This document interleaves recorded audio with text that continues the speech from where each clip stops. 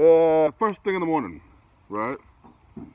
After this wonderful storm last night, all of these big booms and pops and light flashes, like an LED show out here with some JL audio subs going off.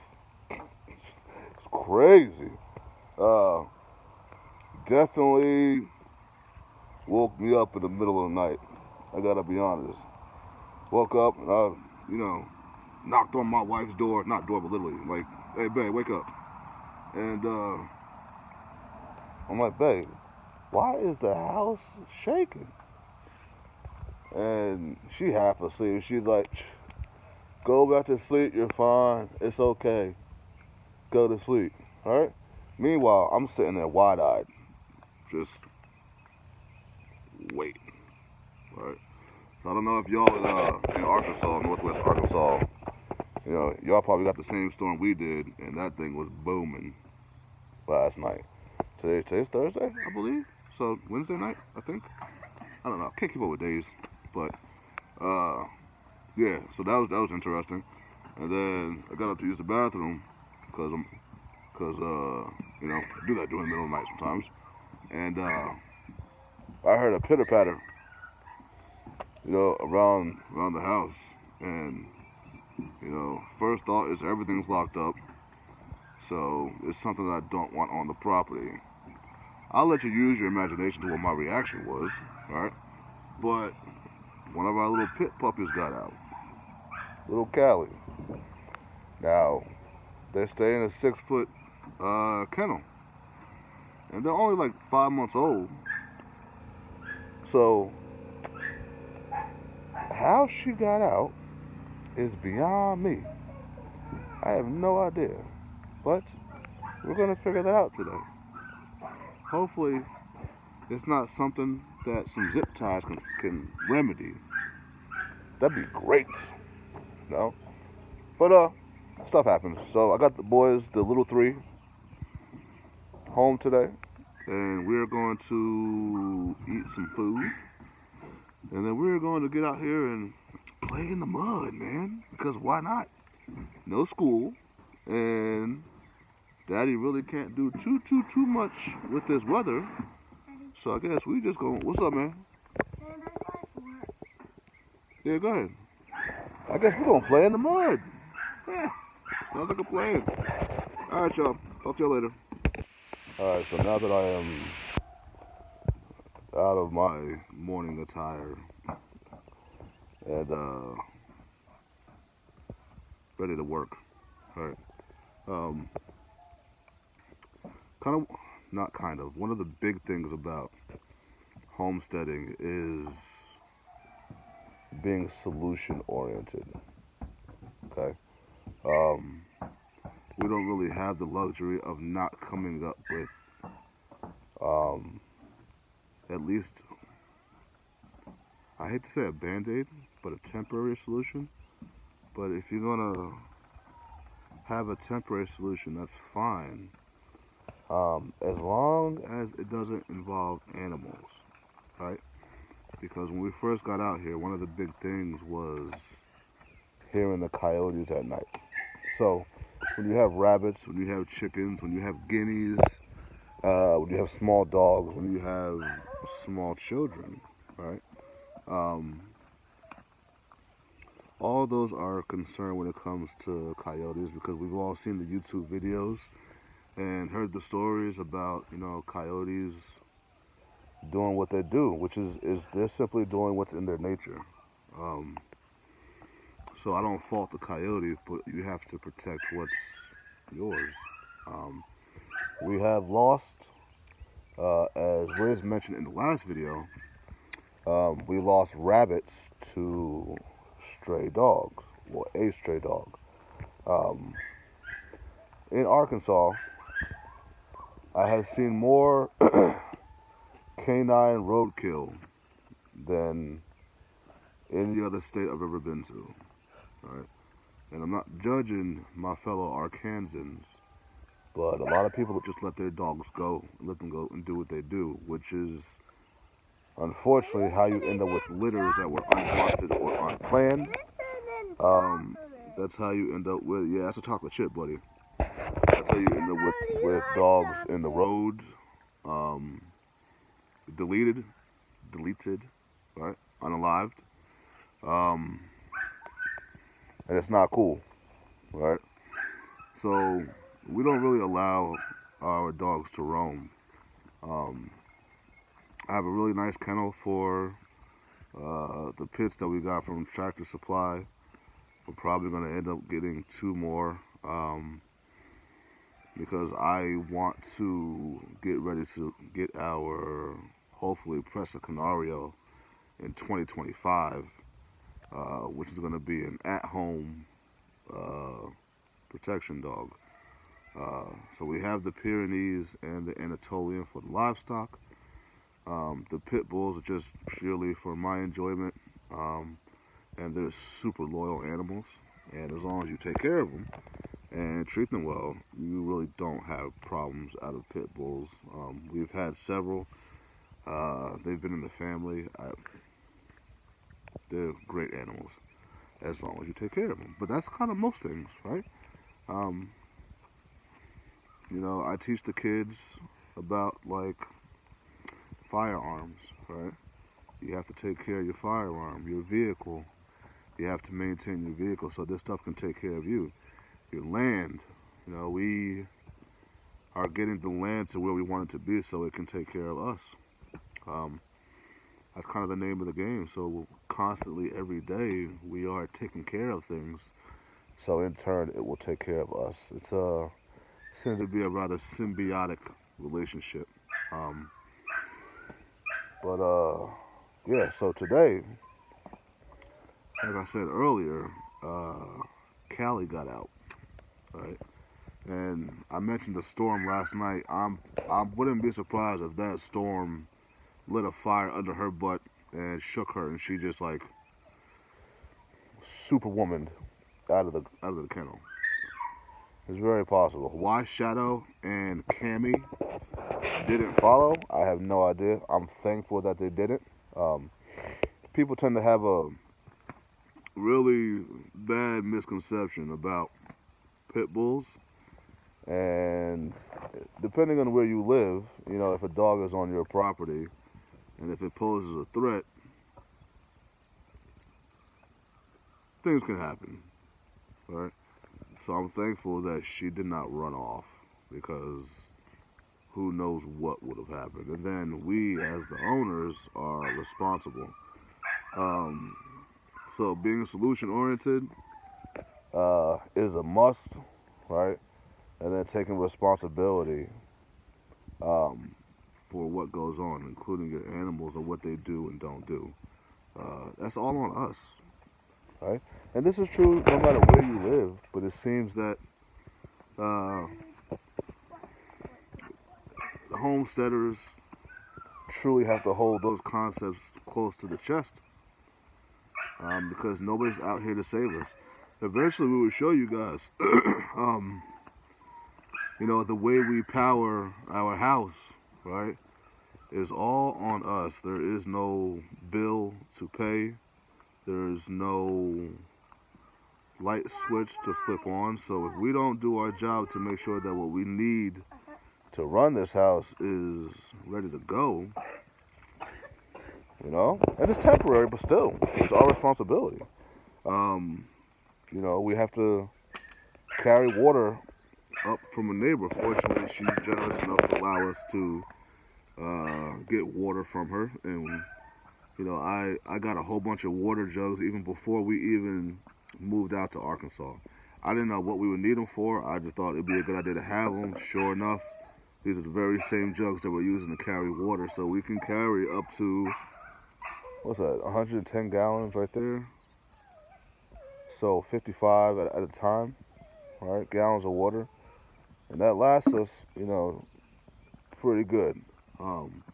I built what did I build? A 5-gallon bucket water filter for inside the house, water filter dispenser, right? Kind of like one of those Berkey systems, but I used the 5-gallon buckets and 2 filters and, drill some holes and deburr them and put it together. That's awesome. We have filtered water, right? Solution oriented. Because buying bottled water when you have a house of 6 people, is expensive, and these kids don't respect the value of a bottle of water yet, right? So there are have consumed bottles of water laying everywhere. We're we're all guilty of it, but the kids are especially. So instead of buying bottled water, which is a waste of resources when they're not really being consumed like they should be, I thought it better just to build a water filter. Everybody's got cups, right? And problem solved, right? And money saved, which is money earned in my opinion. Um, so at this very moment, I want to take y'all back here and figure out a way to. So what I usually do is I let the pit bulls run for a good amount of time during the day. The Anatolian and the Pyrenees, they run free on the property because it's their property. I want them to be very familiar with the lay of the land. You know, the pit bulls more so are a close to home thing. I want them around for the kids, for Liz, and then next year when we get the Presa Canario, that will be explicitly for Liz. Um, Even though I don't travel for work anymore, right? So Daddy gets to be home, which is freaking exciting. My mentality still hasn't changed as far as taking care of home, right? So I need my wife and these kids to have that added protection because, again, we're in Northwest Arkansas, right? If anything happens, you are kind of, sort of on your own. Are there cops around? Well, yes, we have local police.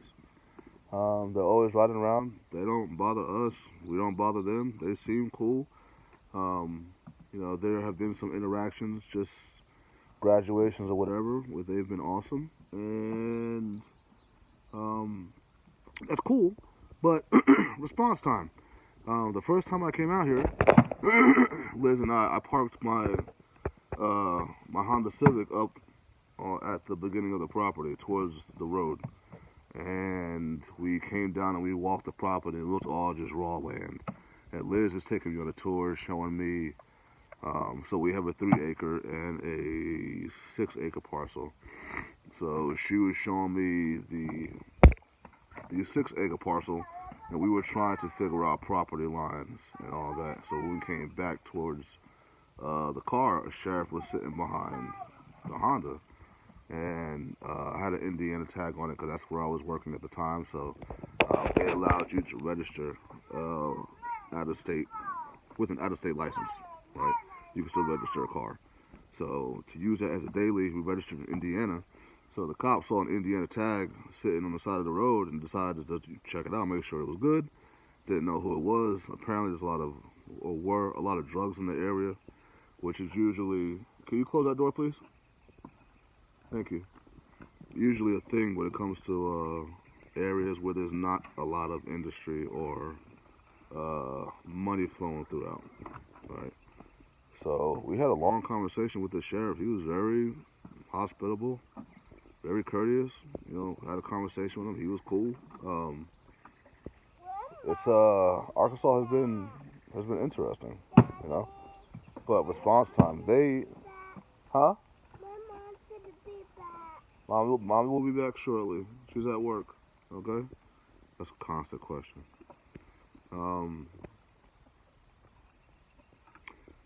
So we asked him, like, if we had to call the cops for any reason, how long does it take y'all to get out here? And he said anywhere from 1 to 30 minutes, depending on where we are. Oh, well, that's good to know, because if something happens and it takes y'all 30 minutes, whatever is going to happen doesn't happen already. So we are on our own, pretty much, right? So protecting your homestead, making sure that you're being responsible with your animals. That's what I focus on. I can't stand it when I see you can drive down the road and people's dogs will chase you out into the road as you're driving by. That's a real thing.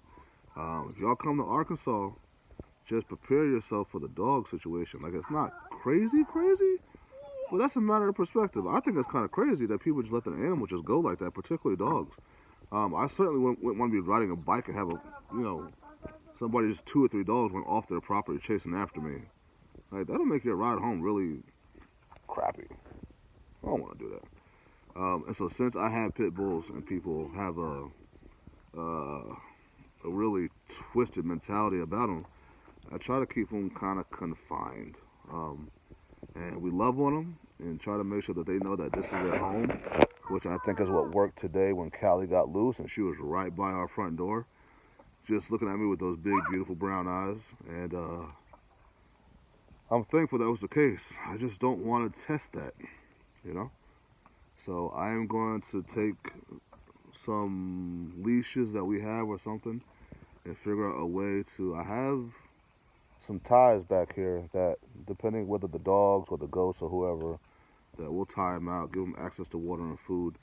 But the puppies, they have a feed box in their kennel, but I'm thinking now that they're getting older, I really want to feed them individually, so I can make sure they're all getting the proper nourishment. And also, I'm deworming right now, so we're on day 3 of deworming. So I just want to make sure, I want to tie them out so I can feed them individually to make sure they get the proper doses of dewormer. And yeah, so that's what I'm doing this morning. Yeah, we're gonna put. I can put on this leash. No, I have a leash already for her.